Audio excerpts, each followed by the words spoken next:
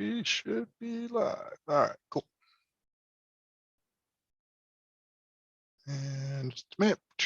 All right, so Chris Berry with Castle Wealth Group, and we do these weekly wisdom webinars every Wednesday at 1 o'clock, and they're recorded and uploaded to our YouTube. So you can always check later if you want to check one of the earlier weeks, you can certainly do that. And I always like to start with a positive focus, something positive that happened previous week. And I will just share that I had a wonderful dinner with my parents and my wife, kids yesterday after soccer practice. I was able to coach soccer with my dad, who's my coach, or my assistant coach. He was my coach. And then we all had dinner together, and it was lovely. So family is good. So that's my positive focus. Now, let me share my screen and we'll get into the questions. And if you do have a question, please put it into the Q&A and I will answer it live on the fly. I have a couple questions submitted already. So we'll go ahead and get to those. And if something's unclear or doesn't make sense, or if you have a question, feel free to put it into the Q&A or the chat. Love interacting on these. And Gary wishes me good afternoon. I wish you good afternoon back. Good to virtually see you on here. All right. So let's go. The first, really, I had a lot of questions on the tax updates. So I'll just provide a separate update on it. But first thing, kind of a specific question, but I thought it was good to share. Because it's not an uncommon situation, unfortunately. And this is one of the reasons why I'm not a huge fan of traditional long-term care insurance. That said, it's a tool, there's a place. I'm not saying you drop your long-term care insurance policy, but so here's the situation. So 20 years ago, purchased traditional long-term care. And there's different types of long-term care, but we're talking about traditional pure long-term care insurance, where you're just paying an annual or monthly premium, and based on that, you're going to get a long-term care benefit. The two big problems I see, and this is one of the big problems, let me just continue on, because my advisor at the time said I have too much wealth to utilize Medicaid. I guess I would kind of disagree. If we had 20 years, we could certainly set up an asset protection trust and get it funded. And you could have potentially utilized Medicaid. Every few years, they increase the premiums on you. And so this is one of the big reasons why I'm not a fan of this traditional long-term care insurance. This has been going on since probably 2005, 2008, we really started to see them increase the premiums. Now you might think, well, I'm in a contract with them. How can they do that? Well, they get approval from the state. So the state allows them, basically they're saying if, unless we increase the premiums, we're going to go bankrupt and not be able to honor these long-term care commitments they made. Because what happened is the actuary screwed up. People were living longer and actually using these policies. And so I think it was about 2005, 2008, the long-term care insurance, traditional ones, a lot of companies got out of the business, and then we started seeing these rate increases. So this is the biggest reason why I'm not a big fan of traditional long-term care insurance. Second reason is that if you pass away, all this money that you've put in is lost. So this year, after the last increase, they'll be increasing the premium again, 38%. Yeah, this isn't uncommon with traditional long-term care insurance. I think there's two big problems with it. One is increasing premiums. I had a client who I met with this year. They were paying $4,000 per month, and if they wanted to keep, or $4,000 per month, goodness gracious, that'd be a lot. $4,000 per year, but if they wanted to keep the same level of benefits, it was going to increase to $10,000 per year. So that's a pretty hefty increase. The second big reason I'm not a big fan of this is if you don't use it, then you lose it. It's like homeowners insurance. If your house doesn't burn down, all that money is kind of wasted. And so there's better ways to approach it. So typically, and so the question is, what should I do? And this is a conversation I have with people all the time. who have these old traditional long-term care insurance policies. Your options are let it lapse and you can get some of your premium, if not all of the premium back. You can take a reduction in benefits or you can continue paying on the premiums. In this situation, the gentleman was 80 years old. So it's different than a 50-year-old. Now might be the time that we actually start needing to use the long-term care. So in this situation, I probably, unless the premium was getting to the point of affecting my lifestyle, given that in this situation, the individual who asked the question is, I think, 80, I'd probably continue to pay the premium as long as it's not going to affect your lifestyle. There's probably some more thoughts that go into it, but at age 80, trying to transfer to any other type of asset-based long-term care or traditional long-term care or using life insurance, that's just not going to make sense. Maybe a asset protection trust, depending on the health of the 80-year-old and depending on how they have the assets situated, to protect against the nursing home care, that might make sense. So a question then arises is if I'm not a big fan of traditional long-term care, then what am I a fan of, or what approaches do we have if we're trying to plan for this? So at the end of the day, we have a legal approach where we can build in a legal structure and put money into it and can be protected from that nursing home or Medicaid spend down, or what I call is asset-based long-term care or slash kind of IUL. So asset-based long-term care is a death benefit that doubles as a long-term care benefit. So if you, let's say you put in $300,000, now that's a $600,000 long-term care benefit. But if you pass away without using it, that's $600,000 a death benefit. Or you can have it tied to a IUL, which is more of a complicated tool, where think of it as a pie, where one part of it could be tax-free income, another part could be a death benefit, or that death benefit could double as a long-term care benefit. So those are typically the legal strategy, and then we kind of have two of our main financial strategies to address long-term care. But again, this is stuff that we'd have to go back 20 years to be able to do at least this. This putting together a legal plan, I'm not sure. And then also part of the question was, can I sue the state of Michigan or anything like that? The answer is no. The state kind of signed off on the increase, so we're kind of stuck there. So hopefully that's helpful. And that's, again, one of the big reasons why I'm not a fan of traditional long-term care. I'm not saying drop it if you have it now, but typically we wouldn't want someone to move into a new traditional long-term care insurance policy. All right. The next, I had a bunch of questions just on the tax bill update that happened Monday. So what I was going to do is, let's see if I have it handy. Oh, nope, that's not what I wanted. Right there. All right. So what I did is I figured I'd kind of go through a summary and highlight some of the important pieces. Again, this hasn't passed yet, but this is probably the closest thing to passing we've seen of any of President Biden's or the Democratic Party's or any of the government's tax programs. And again, the backstory behind this is that this tax bill is used to fund this some of the other spending that President Biden has proposed, his infrastructure bill, which is $3.5 trillion. So this is supposed to support that. The crazy thing is, and not to get political, is it's not, this isn't geared to address the $30 trillion roughly of past debt we have. This is just to cover more government spending. So again, just think big picture, where does that leave things? Like, okay, we know that we're $30 trillion in debt. The government either has to print more money or raise taxes at some point. And so this looks like a tax raise, but it's not to address the debt that we already have. It's to address more spending.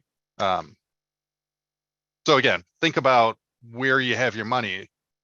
If taxes go up, the value of those IRAs and 401ks are going to go down. Would you send me the link for the new tax bill? Yeah, I can do that. Just shoot me an email if you don't mind. I don't have it handy at the moment. So if you do want a link to the tax bill, just send me a link or shoot me, reply to the email and I'll reply back. So what are the big things? And broke it down into kind of individuals and retirement accounts and business. For individuals, we're shrinking the 32 and 35% tax bracket, creating a new top tax bracket. So again, this is where some things are changing on the higher end of the tax brackets. Okay. So some things to think about. Oh, and then married, filing jointly. So on the higher end of the tax bracket, if you're having more than $320,000 worth of income, then you're going to see some changing of the tax brackets. And remember, the way the tax brackets work is we start off at 10%, and then as you have more income, 12, 22, 24. So it's not like a 32% tax on all of your income. It's just on that band, whatever's within that band gets taxed at that amount. Here's a big one.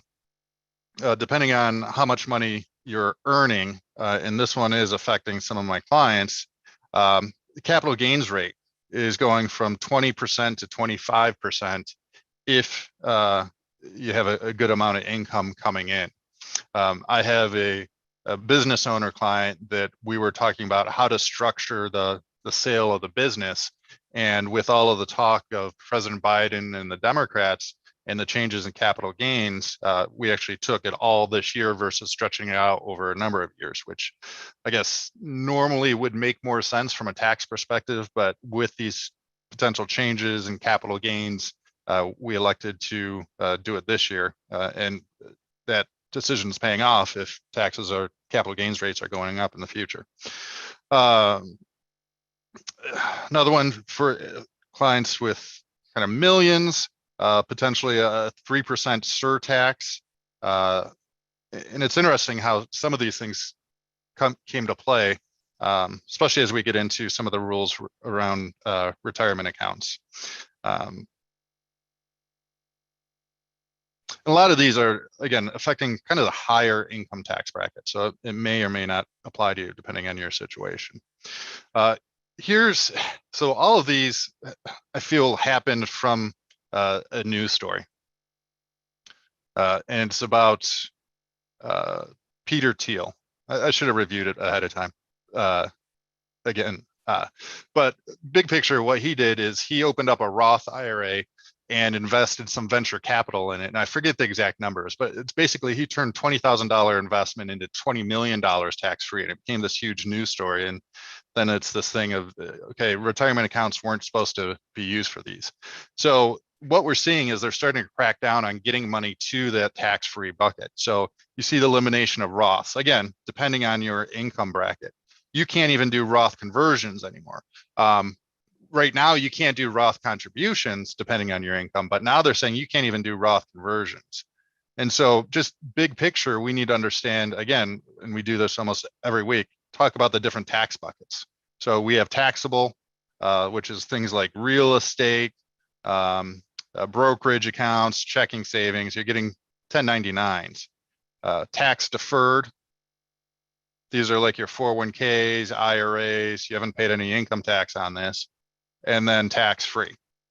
And so what we've been hammering is getting money into that tax-free bucket as quickly as you can, whether it's through Roth conversions or cash value life insurance or 529s or health savings accounts.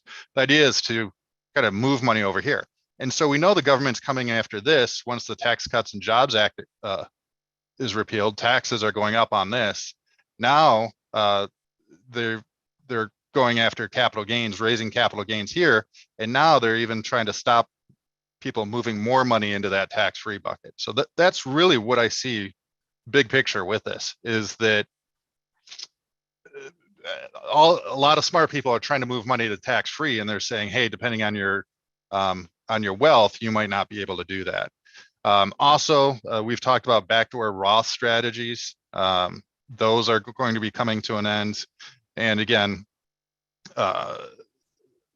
depending on your amount of income and assets, you won't be able to make additional contributions. And if you do want this, my little summary, just reply back to the email and I can send it out to you. Yeah, so they're starting to come after how you get money into the retirement accounts, especially the Roths, and they're putting limitations on moving more money inside of the Roths. And then they're adding, depending on your level of wealth, kind kind of additional required minimum distributions. And a lot of this, I swear, is because of this news story that really started coming around about billionaires who have Roth accounts. Again, it's just trying to get money to that tax-free bucket. Okay, so estate planning right now, when you pass away, we have $11 million adjusted for inflation estate tax. They're going to revert back to the pre-Tax Cuts and Jobs Act, and that's going to be cut in half, and that's going to be dropping down to $5 million for an individual and $11 million for a married couple. And we thought we had till 2025, but they're saying no, that we're going to move that up to 2022. Now, interesting. So I guess we've been cautioning about this. Step up in basis, there's no mention of repealing step up in basis. And what that applies to is leaving taxable money to the next generation. They would get a, whoops, I didn't mean to do that. And we'll, let's see, ta-da, put it back. So leaving taxable money where kids would have to pay gains on whatever they inherit. But with step up in basis, they don't have to pay any gains. They just have to pay from date of death to time of sale.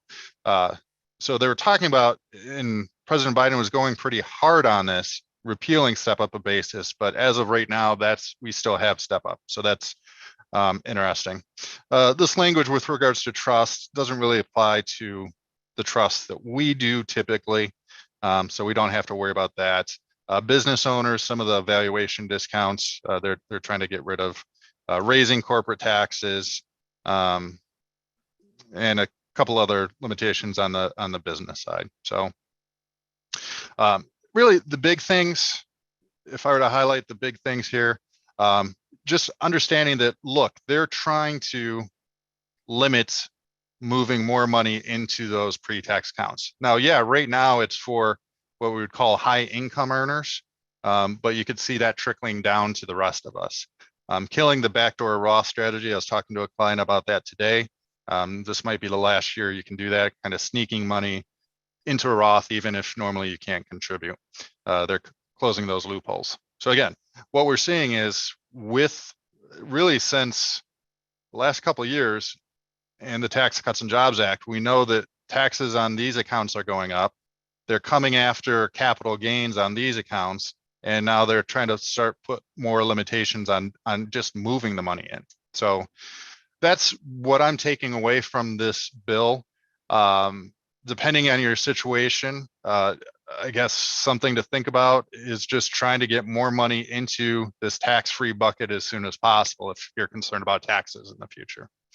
So, and I certainly am, and like I've said many times, I think the biggest risk and biggest opportunity is tax planning. And I think the window on some of this tax planning strategies may be coming to an end.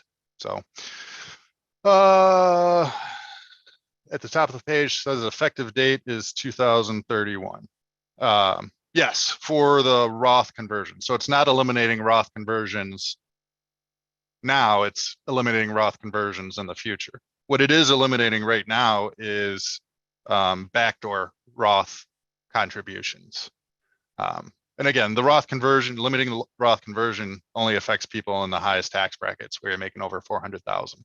What I'm saying is they're kind of setting the stage for this to trickle down to not just the highest tax brackets, but the other tax brackets as well. Because again, this whole bill doesn't address like the elephant in the room that we're $30 trillion in debt. This bill is just allowing President Biden to get his infrastructure bill passed. So the way the government works is, okay, you want to do 3.5 million or 3.5 trillion more of spending, then you got to somehow work the numbers to account for it. So that's what this is addressing. It's not addressing the elephant in the room that we're still $30 trillion in debt. So I think you're going to see these are some short-term plays, but we have to look at where things are going long-term. And that's why, again, in my own personal planning with a lot of the clients we're working with, we're trying to get money into that tax-free bucket and think about how we're leaving this money to the next generation. And I think there's going to be a lot of changes I don't think we're done with the tax code changes. And so, like I said, I think it's the biggest risk and biggest opportunity right now. So any other questions? That's all I had. A couple of questions, kind of just clarifications came in. I answered those on the fly. If you do want a copy of my summary, just reply back to the email and I'll get you a copy. Otherwise, make it a great week. Take care. Thank you. Bye-bye.